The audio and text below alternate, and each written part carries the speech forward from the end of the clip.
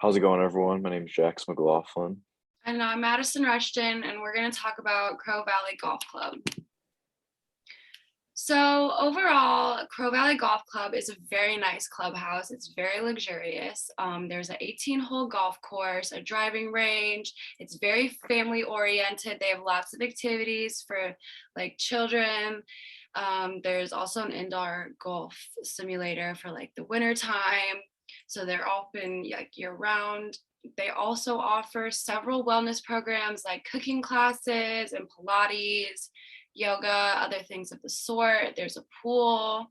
They also have racquetball and tennis courts. And then there's also multiple dining rooms with very high class meals and top notch chefs. They also include like outdoor seating. And then here you can host many events. The clubhouse hosts their own events too for members. But yes, you can rent out the property and just do whatever you please. Okay, so ownership and membership wise, there is a president and a vice president that oversee all operations. There's a club manager, there's a golf course superintendent who looks over specifically the golf course. And then for like, there's many golf lessons and other things of the such that are available for members. So there is a PGA Pro golf and he teaches, so his name is Mike Scott. And then there's also a general manager. All right, so now I'm going to talk about the primary tenant and activities and also the secondary tenant and activities. So the primary tenant of Crow Valley Golf Club is going to be the members of the club, obviously.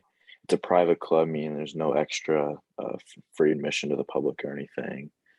The activities that are going to accompany many of these people is obviously golf, the golf course, food and drink with outdoor seating to enjoy that, and as well as pool access. Looking at secondary tenant activities, this would be any event guests, not only outside of all the golf course and pool and et cetera. Crow Valley Golf Club hosts many different events throughout the year. This can be any wedding, any banquets, parties, maybe they host graduation parties sometimes, other types of celebrations, as well as tournaments. There's outside golf tournaments that they can host, featuring the racquetball and tennis courts. They can host tournaments through there. So many different outside sources are coming in and out of Crow Valley Golf Club. So revenue wise, there is a rather hefty fee to be a member yearly. So that is their primary stream of revenue. The secondary stream, I would have to say, is the food and drink sales. And then visitor admission, guests can visit, but they do have to pay. And then, so the revenue usually is about $4.77 million per year. So there is a hefty amount of revenue coming in. Now I'm going to talk about some of the recent developments of the course. Obviously, the course was established in 1970, so it's a fairly young and new course, and there hasn't been many developments or renovations. But the biggest and most recent renovation was in 1999, which established the current golf course layout. They put in many of the man-made ponds we have, featuring one of the most iconic holes on the course, course 17, overlooking a nice little pond there with the fountain that was installed in 99.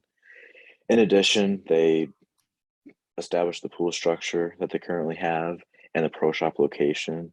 The pro shop was recently updated in 2006 to the modern look it has now, as it is one of the most luxurious pro shops we have in the area. But those are just a few of the recent developments we've added here. Finally, looking at some similar facilities around the area, one of the biggest competitors, very close, is Davenport Country Club. Extremely similar layout, they're only miles apart. It features a golf club, pool, and food and drink access, similar to Crow Valley. They're also known for hosting weddings, different types of tournaments with racquetball and tennis, and many other marriages, events, etc., celebration. And like I said, it's probably their most direct competition. They're located about 2 miles from each other, so they're pulling from the same community and the same types of people.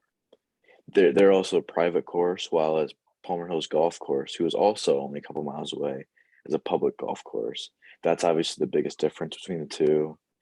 Does have a golf course, no pool access, but they do offer food and drink as well as a pretty luxurious bar that they have. Outdoor seating is a pretty big priority here, and they have many different outdoor setups for many different celebrations they can host, events, and some weddings that they could host if people were looking to do that. And these are our sources.